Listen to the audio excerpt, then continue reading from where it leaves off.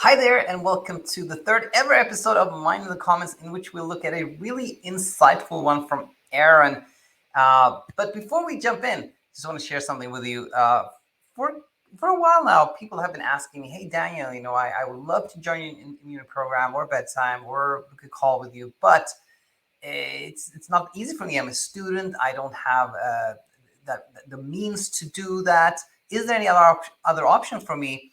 And there hasn't been one until now. There's this idea that I'm trying out now. So for the first time ever on this Tuesday, the Tuesday ahead, we will have what I call a small group discussion, which means the following. It'll be myself moderating, and it will be up to 6 students joining, and the price will be $49 for an hour and a half.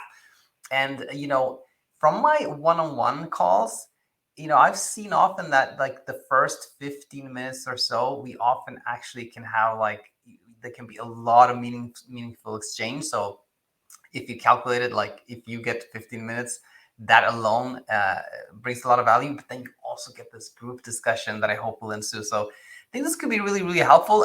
If this sounds like something you would like to partake in, then you can head over to our website, and you see this little link up at the very top. You just tap that, and it will take you to where you can book your slot out of these 6. And I'll actually start with a presentation of befriending wakefulness and the tricky things with and where people can get stuck, and then we'll have a group discussion. So that's the plan. Hope to see you Tuesday. If you decide to join, that'll be wonderful. Now, with that said, let us jump in to today's topic, and we will start by looking at this comment from Aaron. It's a comment on Insomnia Insight number 320, where Aaron says, "Hi, Daniel. Just recently discovered your teachings, and I'm deeply inspired to learn more and apply the wisdom that you're offering. Super glad you found our way here. This video left me just a bit apprehensive. I'm curious if you have any feedback. Are you saying that essentially all supplements, pharmaceuticals focused on sleep aids are placebos? Question mark. This is hard for me to understand, as it seems clear to me that there are plenty of substances, molecules, chemicals that do in fact directly yield a physiological reaction of drowsiness. Even just chamomile tea. I gave my young daughter some chamomile tea before dinner the other day, and she fell asleep on the couch within 30 minutes. Totally unprecedented for her. And she certainly didn't have any active thoughts associated with the tea making her sleepy. I certainly understand the value of decoupling attachments to ingesting supplements from sleep outcomes, but do you truly not believe that there's some things that are valuable for amplifying one's sleep drive that can be helpful for the process of obtaining good sleep? It seems to me like that approach could in fact still work beautifully with your overall philosophy, especially if you remain not attached to the outcome of the substances you're taking. Would love to hear your thoughts." Thanks so much, Aaron, for this. And yeah, this sparked a lot of thoughts on my end. Several things that I hope will be really helpful, and I structured them like 6 points actually. So we'll go over them one by one. First question: do some substances, chemical molecules, produce sedation or drowsiness? Of course they do. Maybe chamomile tea or alcohol. There are many things that produce drowsiness. No question about that. I believe that 100%. Now, does drowsiness or sedation by itself, assuming we have no opinion or thoughts on the sedation, facilitate sleep? I think so. Yes. If we have some sleep drive, our body does need some degree of sleep, and then sedation, the sedation drowsiness can make it a little more difficult for the brain to have like complex thoughts, and thoughts are really what drives feelings. So thoughts can make us excited, anxious, angry, etc. And that's where hyperarousal comes from. That hyperarousal is kind of the break in our sleep system. So if it's a little harder for us to have that break in the sleep system, of course, sedation can sort of facilitate sleep. Like in your daughter's case, she was a little drowsy, but she didn't think, "Oh, is this drowsiness going to make me sleep? Oh, is this drowsiness enhancing my sleep drive? Oh, I hope," nothing like that. So then sleep can happen a little easier. Again, when we don't have any opinions or thoughts or ideas or intentions or anything like that. So I would say yes to that. Now, can some substances enhance our sleep drive? to me, the answer is no. Sleep drive can only be produced by one thing in the entire known universe, and that is wakefulness. Wakefulness is the only thing that makes us have that sleep drive or need for sleep, if you will. Now here it gets kind of more complex and interesting here, I think.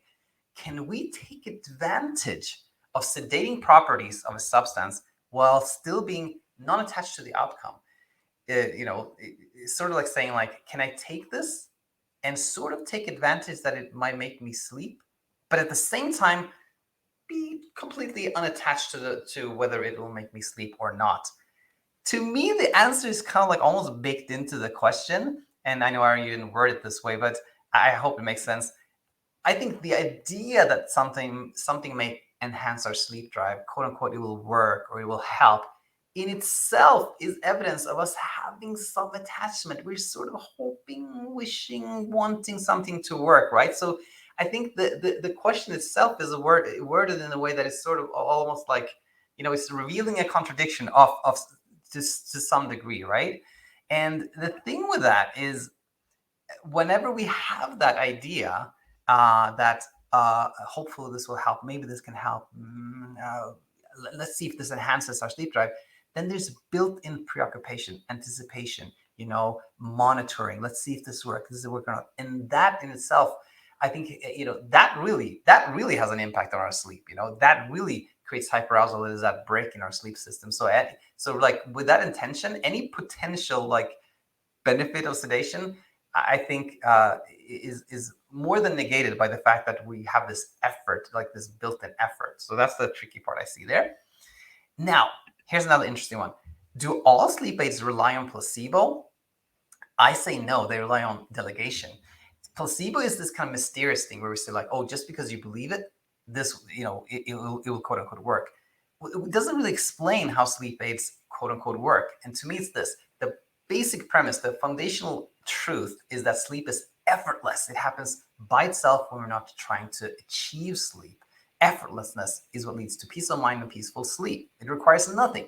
So how can sleeping pills work then? Well, when we take something, there are two things that happen. One, a chemical is kind of dispersed in our body. Two, we're aware of taking it. And that awareness can lead us to think, oh, this will take care of sleep for me. I don't need to do anything further. We have delegated the presumed effort, and that the delegation is the magic. That can lead us to sleep really well. Now, finally, can we take some substance knowing that all sleep is natural and sleep well and have peace of mind?